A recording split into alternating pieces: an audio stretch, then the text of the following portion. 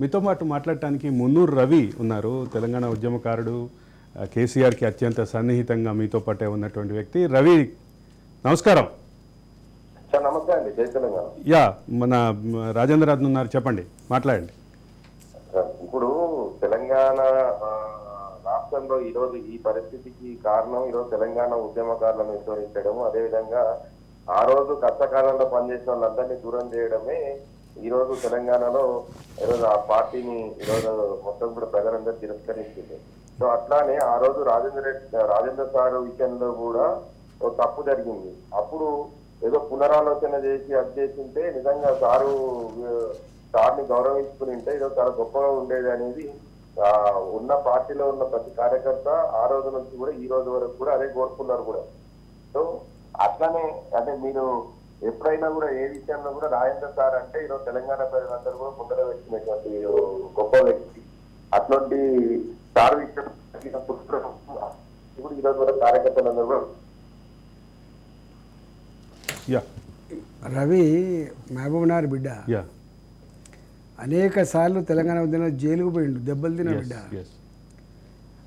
కేసీఆర్ గారికి ఒక భావన ఏముంటుందంటే, నేను భుజం మీద ఎత్తుకుంటే వాడు నాకంటే పెద్ద కనబడతాడు, నేను దించితే వాని హైట్ ఎంతో తెలుస్తుందని. అర్థం ఏంటంటే, చాలామంది నీళ్ళు లీడర్ అనుకుంటాడు, కానీ ఎవరు లీడర్ కాదురా బిడ్డ, నేను మిమ్మల్ని చేస్తే, గుర్తిస్తే, గౌరవిస్తే, బాధ్యత ఇస్తే లీడర్ అయిన అని చెప్తాడు అన్నట్టు. ఆయన కూడా ఇన్ని ఉంటాడు, భుజం మీద ఎత్తుకుంటే నాకంటే పెద్ద కనబడతాడు, దిస్తే తెలుస్తాడు.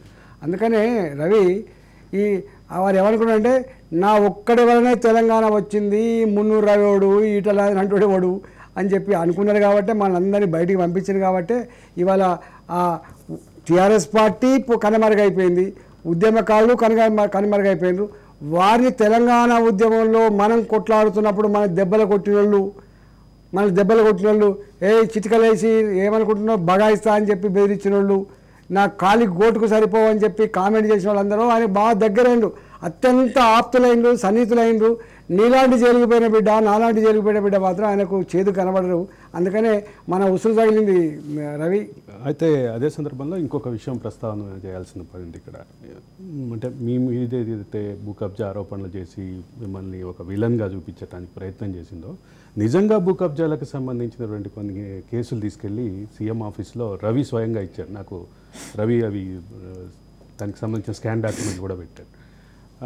అటువంటి రవి చేసినటువంటి ఆరోపణలు ఎవరైతే ఉన్నాయో, ఆయన బీసీ కార్డు పెట్టుకుని బయటపడ్డాడు.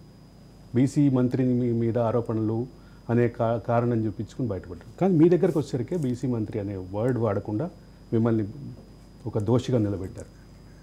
ఈ పాత సబ్జెక్టు మీకు బాధాకరం, కానీ మనం మాట్లాడగలుగుతాం. నేనేమో ఆ రోజు నేను ఛాలెంజ్ చేసిన, మీరు చూడండి ఎంత రాజ్యం ఎంత కర్కశంగా ఉంటుంది, రాజ్యం ఎంత దుర్మార్గంగా వ్యవహరిస్తుందానికి సజీవ సాక్ష్యమే కేసీఆర్. అప్పుడు కూడా చెప్పిన, అప్పుడు పోలేదు, ఇప్పుడు చెప్తున్నాను. అక్కడ నర్సాపూర్ ఎమ్మెల్యే మదన్ రెడ్డి, అక్కడ ఒక ఫామ్ హౌస్ ఉంటుంది విఠల్ రెడ్డి గారిది. ఆ విఠల్ రెడ్డి గారి ఫామ్ హౌస్లో ఇదే ఎమ్మెల్యే గారు కూర్చొని ప్రగతి భవన్లో కూర్చున్న ముఖ్యమంత్రి ఆదేశాలు ఎవరికిస్తాడు?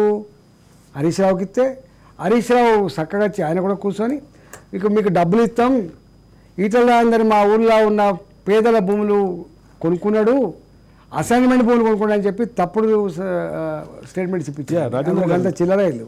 నేను ఆ రోజు కూడా అన్నా, నిజంగానే మరి 2021 గెలిచిన తర్వాత నేను పేదల భూములను గుంజుకున్న వాడిని అయితే, నేను అట్లాంటి తప్పుడు పని చేసినవాడిని అయితే 2.5 సంవత్సరాలు ఎందుకు జైల్లో పెట్టలేకపోయింది నన్ను? మరి నేను ఎందుకు జైల్లో పెట్టలేకపోయింది చెప్పండి? భూముల వ్యవహారాన్ని చూసేది కేంద్ర ప్రభుత్వం కాదు కదా. భూముల వ్యవహారం అంతా కూడా ఎవరి కంట్రోల్లో ఉంటాయి? వాళ్ళ కలెక్టర్ కంట్రోల్లో ఉంటాయి కదా. కలెక్టర్లు ఎవరి కంట్రోల్లో ఉంటారు? ముఖ్యమంత్రి కంట్రోల్ కదా. అంటే వాళ్ళ అంతరాత్మకు తెలుసు. ఈటల రాజేంద్ర అంటోడు ఎంత నిప్పు లాంటోడో, ఈటల రాజేంద్ర అంటోడు ఎవరు సొమ్ము తినకుండా ఎట్లా బతికిండో, ఈటల రాజేంద్ర అంటోడు ఎంత రేషంగా బిడ్డనో వాళ్ళ అంతరాత్మకు తెలుసు. కానీ ఈటల రాజేంద్ర అంటోని దెబ్బ కొట్టాలంటే వేరే పద్ధతులు లేవు కాబట్టి ఇట్లాంటి చిల్లారి ఆరోపణ చేసిన అనేది ఒక ప్రయత్నం చేసింది. కానీ ఇవాళ కూడా అంటున్నా, ఇవాళ అయితే మా కాంగ్రెస్ పార్టీ ప్రభుత్వం ఉంది, కమిటీ వేయమని చెప్పండి, ఎంక్వైరీ చేయమని చెప్పండి. నేనైతే ఇప్పుడు ప్రతిపక్షాలు ఉన్నా కదా. అందుకని అయితే ఇంకొక ప్రధానమైనటువంటి ఆరోపణ ఇక్కడ, అంటే శ్రీనివాస్ గౌడ్ మీద మున్నూరు రవి ఇచ్చినటువంటి కంప్లైంట్కి సంబంధించిన విషయం మాట్లాడుతున్నాం. శ్రీనివాస్ గౌడ్ మీద ఇచ్చిన కంప్లైంట్నేమో బీసీ అని చెప్పి బీసీ కార్డు వాడేసి పక్కన పెట్టారు. మీ దగ్గరకు వచ్చేసరికి మిమ్మల్ని టార్గెట్ చేశారు. ఇష్యూ మహబూబ్ నగర్లో ఆయన అర్థం చేసుకోవాలి. శ్రీనివాస్ గౌడ్ గారు అర్థం చేసుకోవాల్సిన అంశం ఏంటంటే, మనం అధికారం ఉన్నాడు ఆహా ఓహో అంటూ మస్తు మంది ఉంటారు. కానీ వెనుక నువ్వు చేసేటువంటి చర్యలు ఏవైతున్నాయో ప్రజల దగ్గర రికార్డ్ అయితే అనేటువంటి సోయి మర్చిపోయినట్టున్నది. దాని ఫలితం ఎట్లుంటుందో ఇలా అనుభవించారు. ఇవాళ నాకు తెలిసి మొత్తం ఎవరెవరు ఎక్కడెక్కడ భూ కబ్జాలు చేసిండ్రు, ఎట్లా దౌర్జన్యం చేసిండ్రు, దుర్మార్గాలు చేసిండ్రు, పోలీస్ స్టేషన్లో అడ్డం పెట్టుకొని సోషల్ మీడియాలో ఒక పోస్ట్ పెడితే కూడా ఆ బిడ్డను తీసుకొని ఎట్లా కొట్టిండ్రు, మఫ్టీలో ఉన్న పోలీసులు రేషంగాల బిడ్డను తీసుకుపోయి ఎట్లా బెదిరించిండ్రు, సంపద అని చెప్పిండ్రు. పోలీస్ స్టేషన్లు కూడా చివరికి ఇలా రాజుగారు చెప్తే ఆట ఆడే బొమ్మలాగా ఎట్లా తయారైనది అవన్నీ ఉన్నాయి. నాకు తెలిసి కాంగ్రెస్ పార్టీ ప్రభుత్వం ఏర్పడింది కాబట్టి కాంగ్రెస్ పార్టీకి ఓట్లేసింది వాళ్ళ మేనిఫెస్టోలను చూసో వాళ్ళ 6 హామీలు చూసి వేయలే. కేసీఆర్ని ఓడగొట్టాలి ఒకటే ఎజెండా. కేసీఆర్ని ఓడగొట్టే క్రమంలో ఎక్కడైతే పెద్ద ముద్ద కనబడదో, పెద్ద సంఖ్య కనబడదో వాళ్ళకి ఓట్లేసి గెలిపించిండ్రు.